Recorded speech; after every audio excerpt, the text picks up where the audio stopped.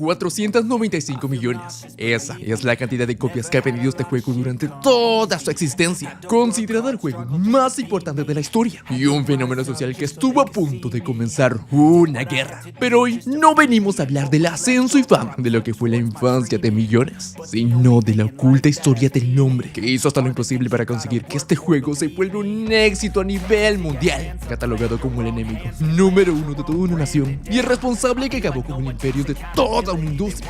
Esto es Tetris. Todo comienza con Hans Royer, un empresario emocionado por el lanzamiento de su primer producto estrella, el Go, un famoso juego en Asia conocido por ser más difícil que el ajedrez, y al que Hans le invirtió todo su dinero para que se vuelva un éxito a nivel mundial. Solo había un problema: el juego era demasiado aburrido, que ni a su vendedora le interesaba. Tracy, ¿qué haces? Sin embargo, no todo estaba perdido. Irónicamente, de no ser por el fracaso más grande de su carrera, no hubiera descubierto el juego que cambiaría su vida por completo.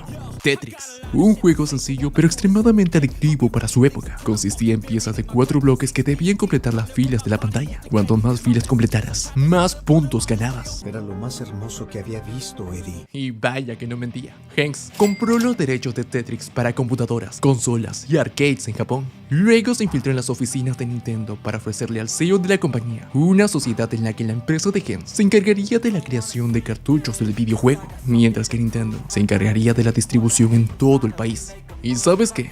Funcionó. Hanks recibió un pedido por 200,000 cartuchos, cantidad suficiente para que el éxito que tanto había soñado sea prácticamente suyo.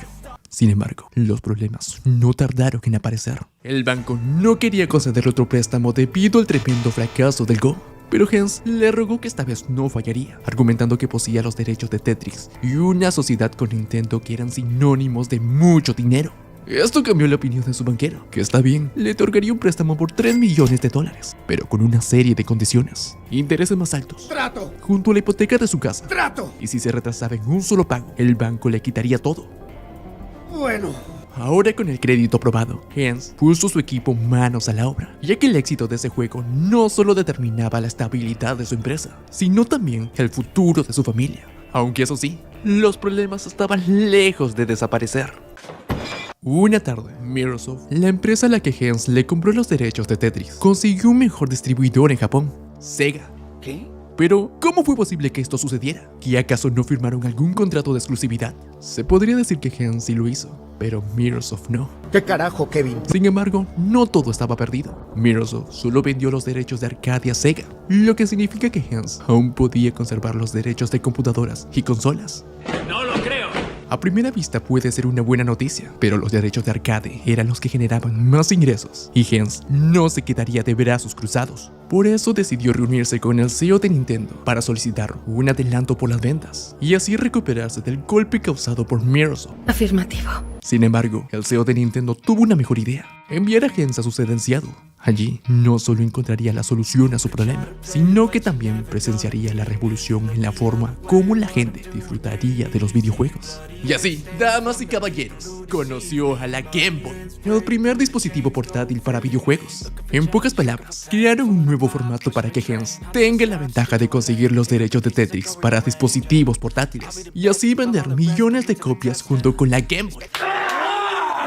Sin embargo, esta tarea no sería tan sencilla como suena. Microsoft, la empresa dueña de los derechos de Tetris, no eran tan dueñas como creían.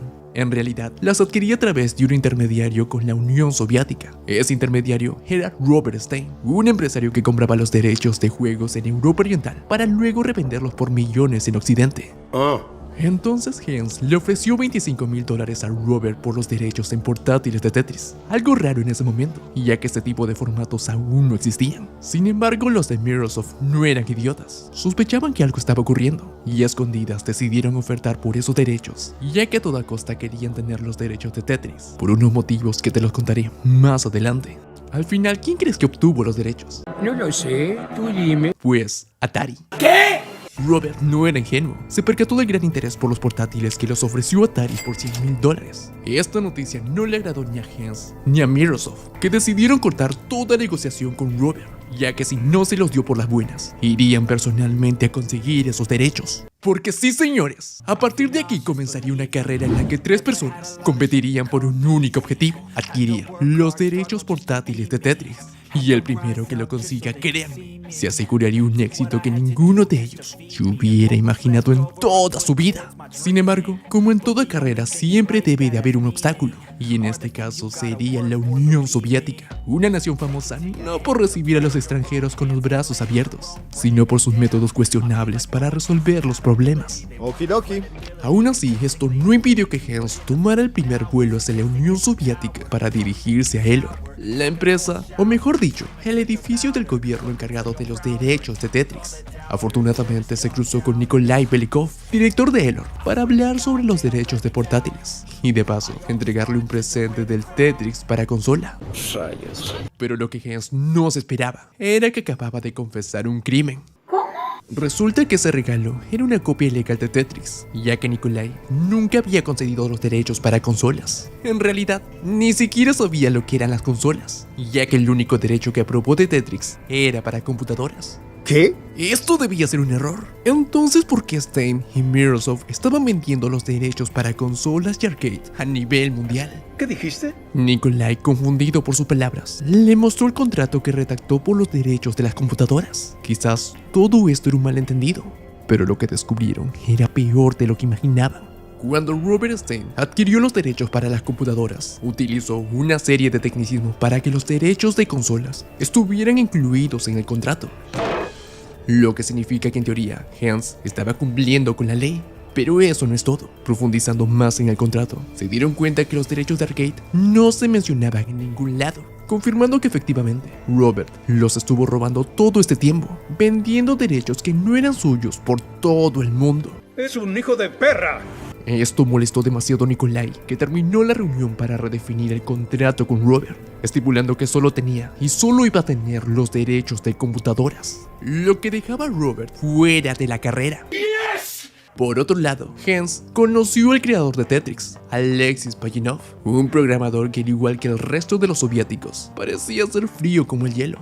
Sin embargo, después de invitarlo a cenar, descubrieron que tenían más cosas en común de lo que pensaban. Eso fue raro.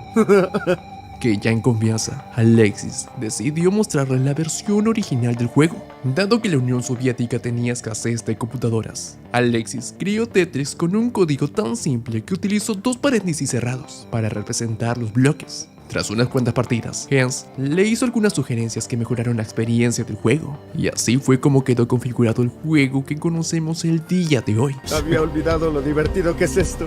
Pero la diversión apenas estaba comenzando. Este par se dirigió a un edificio abandonado donde la gente se reunía para expresar su descontento con el régimen autoritario de la Unión Soviética. ¡Amo esta canción!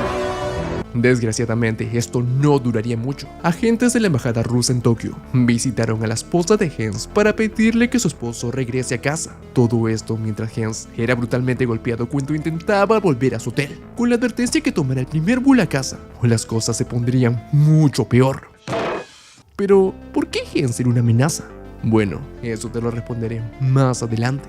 Por ahora, unos golpes no iban a detener a Hans, que lo primero que hizo al despertar fue negociar por los derechos de portátiles. Hans le ofreció a Nikolai los últimos $25 que tenía, lo cual podría parecer poco, pero estaba dispuesto a dar unas regalías de 25 centavos por cada unidad vendida. ¿Y cuántos juegos se espera vender? Pues alrededor de 20 millones de copias, y la Unión Soviética se llevaría $5 millones. Ay, por favor, ustedes son los reyes del suspenso.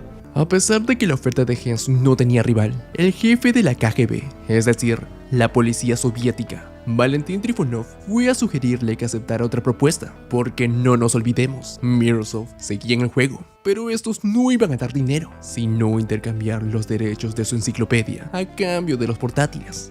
Esta propuesta no tenía sentido. La Unión Soviética apenas ganaba algo, y aún así lo obligaban a firmar. Pero como Nikolai sentía que algo extraño sucedía, está bien, firmaría su contrato, pero tenían que transferir $1 millón adicional en un plazo de una semana, y los derechos serían suyos. Bueno, caballeros, tenemos un trato. Pero ojo, esta propuesta no lo hizo para cerrar con Microsoft, sino para darle tiempo a Hans de ir con Nintendo y volver con una mejor oferta. ¿Por qué me ayuda Belikov? Hago lo mejor para mi país. Pero con lo que nadie contaba era que Microsoft se movería tan rápido que, escúchame bien, le ofreció a Nintendo los derechos de portátiles para sacar a Hans del trato. Sí, como lo oyes. A Hens no solo lo dejaron fuera del trato, sino con una deuda de $3 millones y próximamente una familia sin hogar. Sin embargo, no todo estaba perdido. Si algo quiero que te quede claro, es que incluso en los momentos más oscuros, siempre existirá un rayo de esperanza. Una noche, Nikolai visitó a Alexis después de la paliza que le propinó Valentín, tras enterarse del trato oculto que hizo con Hens. Nikolai estaba decepcionado. Finalmente se dio cuenta de que la patria, a la que le dedicó toda su vida, estaba muriendo. Y aunque en su posición ya no podía hacer nada para cambiarla, le entregó una hoja a Alexis para que se lo enviara a Hens y ver si ambos podían hacer algo. Rayos. Sin embargo, para llevar a cabo esta acción, Alexis debía cometer un acto que toda su vida le dijeron que era un pecado: traicionar a la Unión Soviética. De ese modo la carta llegó a Hens, y te estarás preguntando, ¿qué decía exactamente? Pues que el trato con Mirosov había expirado. Por alguna extraña razón, no transfirieron $1 millón a Elorg, lo que significa que en ese momento nadie tenía los derechos para portátiles. Ahora Hens debía reunirse con Nintendo para viajar juntos a Moscú y proponerle a Elorg un mejor trato. Y así lo hicieron. Ofrecieron un acuerdo por $5 millones más regalías, pero por alguna razón la KGB seguía retrasándolos. Eso es todo, caballeros. Dándole tiempo a Mirosov para llegar a Moscú y presionar a Nikolai para que firmara su contrato. A pesar de ello, Nikolai se mantenía firme a su decisión, insistiendo en la transferencia del $1 millón que solicitó desde el principio. Dale un poco de dinero, papá. Pero gracias a esa expresión fue que entendimos lo que estaba sucediendo. Mirosov estaba quebrado. Por eso no pagaron $1 millón y querían con tanta desesperación conseguir Tetris. Luego de escuchar todo esto, Nikolai no tuvo más opción que firmar el contrato de Hens y advertirles que debían de irse de Moscú de inmediato, ya que la KGB haría hasta lo imposible para evitar que ese contrato saliera del país. Pero con lo que no contaba la KGB era que nuestro soviético favorito vendría a rescatarnos. ¡Suban! ¡Rápido, suban! Y así, acompañados por la música de los 80 y perseguidos por la patrulla de la muerte, entramos a la recta final de esta carrera. El primero en conseguir el contrato no solo ganaría millones, sino también el reconocimiento a nivel mundial. Así que ponme música, maestro.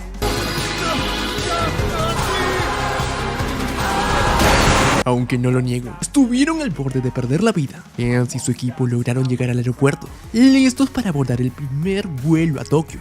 Sin embargo, la KGB no se daría por vencido tan fácilmente, que llegaron a tiempo para detener el avión antes del despegue. Solo hay un problema: abordaron el vuelo equivocado.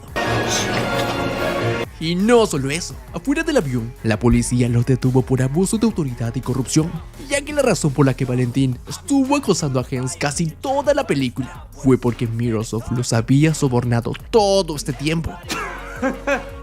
Pero volviendo con nuestro protagonista, Hens logró obtener no solo los derechos para los portátiles, sino también un adelanto de $5 millones por la venta de los juegos. Una suma más que suficiente para saldar su préstamo y garantizar el futuro de su familia. Y si te preguntas, ¿qué pasó después? Bueno, eso ya es parte de la historia. La Game Boy fue un éxito mundial, mientras que al otro lado del mundo, la Unión Soviética colapsó definitivamente. Y Alexis, bueno, él tampoco se quedaría atrás, que le llegó una linda Game Boy acompañada de un boleto de avión, para que junto a Hens puedan disfrutar de aquella pasión que los conectaba. ¿Ahora es momento para emociones americanas? Ken y Alexis fundaron la Tetris Company. Robert Stein siguió comprando juegos, pero nunca fue el mismo después de perder Tetris. Mirosov no solo se declaró en bancarrota, sino que encerraron al dueño y al hijo de la compañía por robar las pensiones de sus empleados.